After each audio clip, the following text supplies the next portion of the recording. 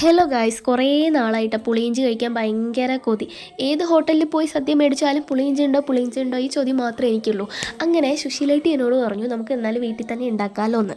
അങ്ങനെ കുനുകുനാൻ ചെറുതായിട്ട് അരിഞ്ഞ് ഇഞ്ചിയും വെളുത്തുള്ളിയും പച്ചമുളകും കൂടെ ചുമന്ന മുളകും എല്ലാം കൂടെ അരിഞ്ഞ് വെച്ചിട്ടുണ്ട് കേട്ടോ. അപ്പോൾ ശരിക്കും പറഞ്ഞു കഴിഞ്ഞാൽ ഇഞ്ചി നന്നായിട്ട് മൂത്ത് ഒരു റെഡിഷ് കളറിൽ വരുന്ന സമയത്താണ് ഈ പച്ചമുളകും വെളുത്തുള്ളിയും കൂടി ഇട്ട് കൊടുക്കേണ്ടത്. അപ്പോൾ നമുക്ക് അത്രയും ക്ഷമയില്ലാത്തതുകൊണ്ട് തന്നെ നമ്മളത് ഒരുമിച്ച് മൂത്ത് വരട്ടെ എന്ന് വിചാരിച്ചിട്ടാണ്. അപ്പം അതിൻ്റെ ഇഞ്ചിയുടെ കൂടെ വെളുത്തുള്ളിയും പച്ചമുളകും കൂടെ ഇട്ട് ചുമന്ന മുളകും കൂട്ട് എണ്ണയിൽ നല്ല രീതിക്ക് വഴറ്റിയെടുക്കുന്നുണ്ട്. അപ്പോൾ അതിൻ്റെ ഒരു സൈഡിൽ കൂടെ നമ്മളെന്താ പുളി നല്ല രീതിക്ക് അരിച്ചെടുത്തിട്ടുണ്ട്. കുറച്ച് വെള്ളം കൂട്ടാൻ മതി കേട്ടോ. പക്ഷേ നമ്മൾ കൂട്ടിയ വെള്ളം കുറച്ചധികം ആയിപ്പോയി. ഞങ്ങളിത് ഫസ്റ്റ് ടൈമാണ് ട്രൈ ചെയ്യുന്നത്. അപ്പോൾ കുറച്ച് വെള്ളം അധികമായിപ്പോയി.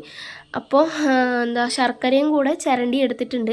അപ്പം ഒരു നുള്ള് ഉപ്പും കൂടി ഇട്ട് കൊടുക്കണം കേട്ടോ. നല്ല രീതിക്ക് തിളപ്പിച്ച് എടുക്കണം. നല്ലോണം തിള വരുന്ന സമയത്താണ് ഈ ശർക്കര ഇട്ട് കൊടുക്കുന്നത്. സത്യം പറഞ്ഞാൽ ഇത്രയും വെള്ളം കുറച്ച് അധികമായിപ്പോയി. പുളി അരിച്ചെടുക്കുന്ന സമയത്ത് ഇത്രയും വെള്ളം ഒഴിക്കേണ്ട ആവശ്യമില്ല. അപ്പോൾ എന്തായാലും കുഴപ്പമില്ലാത്ത രീതിയിൽ നന്നായി വന്നിട്ടുണ്ട്.